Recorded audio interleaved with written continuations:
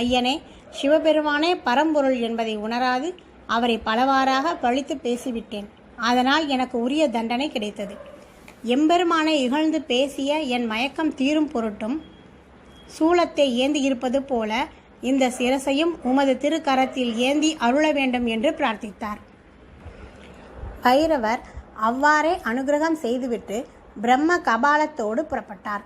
அன்று முதல் பிரம்மன் 4 தலைகளையே உடையவராதலால் நான்முகன் என்று அழைக்கப்பட்டார். பின்னர் காலவேகன், அக்னிமுகன், சோமுகன், ஆலகாலன், அதிபலன் முதலான பூதர்களை பைரவர் உண்டாக்கி அப்பூத கணங்கள் சூழ அகந்தையுடன் திரியும் முனிவர்கள் இருக்கும் இடங்களுக்கும் தேவர்கள் இருக்கும் விண்ணுலகத்துக்கும் சென்றார். அவர்கள் உடலில் உள்ள இரத்தத்தை பிக்ஷையாக கேட்டு பெற்று அவர்களுடைய அகந்தையை போக்கி அவர்களுக்கு உயிர் அளித்து தூய்மைப்படுத்தினார். முடிவில் வைகுண்டத்துக்கு சென்றார். வாயிலில்